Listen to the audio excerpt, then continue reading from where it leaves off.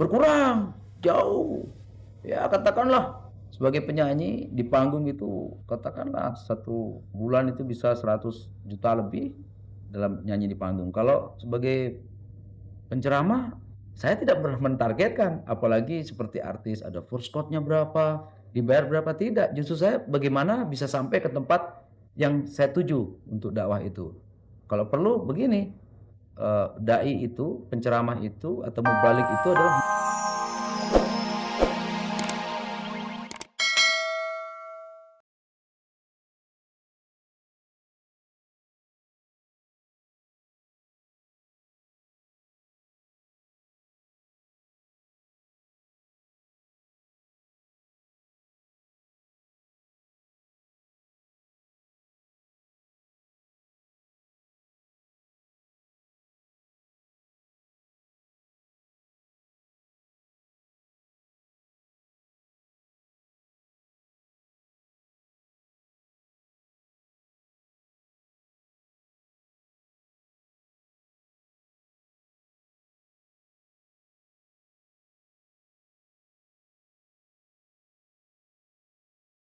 semenjak saya meninggalkan dunia panggung dan berdakwah, sama sekali tidak ada keinginan untuk manggung lagi sebagai penyanyi karena betul-betul saya memahami maklumat sabikoh, artinya informasi dari Quran gitu. Jadi, oh sama sekali tidak ada kerinduan. Adapun pendapat teman-teman bahwa pasti saya akan kembali lagi, itu saya anggap ya dia tidak kafah ketika meninggalkannya. Sama sekali saya tidak ada kerinduan, bahkan takut. Takut saya menyanyi lagi, membawa audiens lupa kepada Tuhan, lupa kepada Allah. Dan esensinya kan begitu, mengajak orang berjingkrak-jingkrak. Satu orang berjingkrak-jingkrak lupa kepada Tuhannya, kepada Allah, berapa dosanya? Nah, kalau ribuan orang saya ajak begitu, saya menanggung berapa ribu orang. Ketika menikah dan memiliki seorang putra, istri saya belum berjilbab dan saya pun belum menekuni bidang dakwah sebagai secara kafah. Namun sepulang haji, istri saya istiqomah, artinya patuh pada suami menurut Quran dan hadis, dan dia kafah memakai jilbab. Ada keberatan, tapi sekarang dia justru berat kalau tidak memakai jilbab. Namun keberatan itu justru lebih dari keluarga. Misalnya ibunya tidak siap menerima dia berjilbab, saudara-saudara yang lain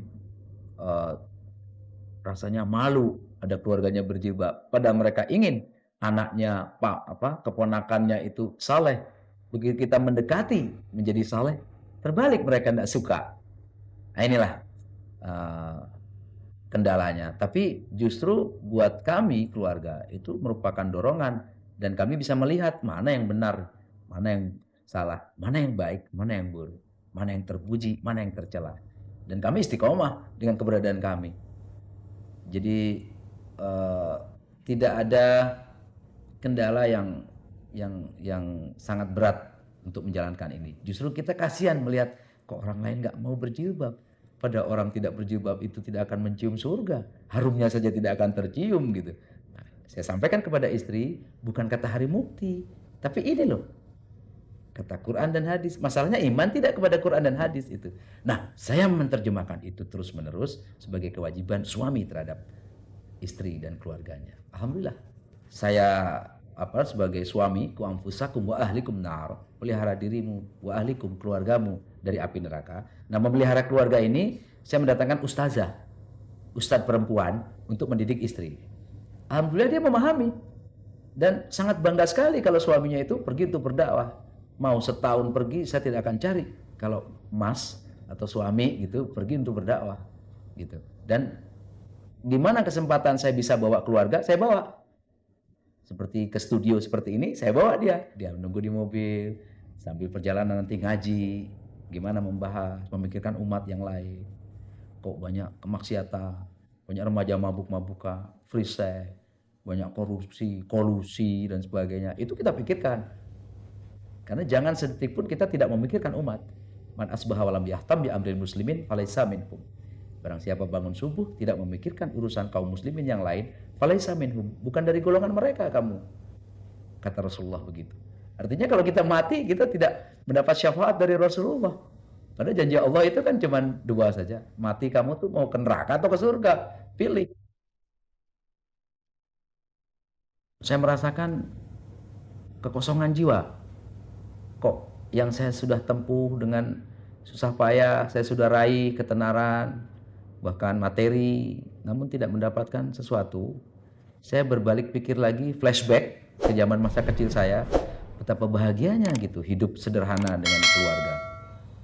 Lantas saya menekuni bidang dakwah, dalam hal ini dakwah Islamiyah. Saya menemukan sesuatu yang amat luar biasa dalam kehidupan, yaitu bahagia. Kebahagiaan yang saya dapat ini tentu harus saya pertahankan. Nah, untuk mempertahankan kebahagiaan ini, kebetulan juga saya banyak tawaran ini ceramah.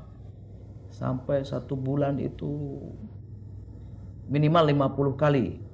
Tapi saya ambil maksimalnya 70. Jadi antara 50-70 kali dalam 1 bulan kegiatan saya. Walaupun dengan kegiatan itu saya meninggalkan dunia panggung. Konsekuensinya demikian, sebagai Islam yang kafah, ya, saya meninggalkan dunia panggung dan bukan mengganti profesi menjadi pendakwah. Ini suatu kebahagiaan karena hanya ridho Allah yang saya cari. Saya tidak bisa ceritakan apa itu bahagianya, tapi istri saya berjilbab, anak saya sudah bisa mengucapkan Assalamualaikum, saya senang sekali. Karena suasana itu tidak saya dapat ketika waktu kecil. Berkurang, jauh. Ya katakanlah sebagai penyanyi di panggung itu, katakanlah 1 bulan itu bisa 100 juta lebih dalam nyanyi di panggung. Kalau sebagai penceramah, saya tidak pernah mentargetkan, apalagi seperti artis ada first cost-nya berapa, dibayar berapa, tidak. Justru saya bagaimana bisa sampai ke tempat yang saya tuju untuk dakwah itu. Kalau perlu begini, dai itu, penceramah itu atau mubalik itu adalah makan dulu, bawa ongkos. Tapi saya tidak pernah mati, tidak pernah kekurangan sekedar untuk tidur, pakaian atau makan. Ya kita belajar saja dari cicak. Tidak ada cicak yang mati karena tidak makan nyamuk. Padahal makanan cicak itu kan nyamuk, terbang kemana-mana. Cicaknya diam. Kalau cicaknya yang terbang menangkapi nyamuk, nyamuknya yang nempel di tembok, itu gampang. Nah, itulah bahwa ketentuan rezeki itu dari Allah, ya kita imani itu. Dan yang kita cari bukanlah materi sebagai kebahagiaan. Ternyata kebahagiaan itu ridho Allah. Nah, insya Allah perbuatan saya ini diridhoi Allah. Kenyataannya saya merasa bahagia. Susah saya menceritakan bahagianya kayak apa. Baiklah, bincang-bincang saya akhiri dengan pesan kepada remaja, di mana remaja banyak mengalami problematika, dan problematika itu solusinya adalah bagaimana kita menerjemahkan pola pikir. Karena semua problematika itu tergantung pola pikirnya. Nah, pola pikir ini terbagi akan tercetus harus ada 4 unsur. Unsur adanya indera, otak, objek, dan maklumat. Maklumat ini ialah informasi sebelumnya. Misalnya contoh, anak STM di mana saja atau anak-anak SMA, remaja seusia itu sangat mengemari perkelahian. Karena maklumat, informasi yang dia dapat, yaitu kalau nggak berantem, nggak laki-laki. Kalau nggak membela teman-temannya, namanya bukan pejuang, bukan heroik, tidak hebat, tidak gagah. Karena informasinya demikian. Sedangkan indra melihat objek bahwa, oh temanku digebukin. Lantas otak muter, harus dibalas, karena informasinya harus dibalas. Tapi kalau informasinya dari Al-Quran, bahwa memukul orang, mengeluarkan darah dari seseorang, atau mematahkan hidungnya, atau mematahkan 1 ruas tangan saja, dia harus mengganti 100 ekor unta. Mana mungkin dia berani memukul orang kalau dia mengkaji Quran dan dia memahami. Banyak remaja yang ngaji Quran, orang tuanya juga ngaji, bahkan ada yang haji, tapi perilakunya tetap masih maksiat seperti itu. Kenapa? Karena Quran tidak menjadi pemahaman kepada dirinya sehingga tidak mempengaruhi perilakunya. Tapi kalau Quran menjadi pemahaman, maka dia akan berperilaku sesuai dengan pemahamannya. Paling tidak takut akan nerakanya Allah. Maka solusinya yaitu ngaji. Sekian Mudah-mudahan yang saya sampaikan dalam waktu yang singkat ini ada manfaatnya. Billahi taufiq wal hidayah wa afu minkum. Wassalamualaikum warahmatullahi wabarakatuh.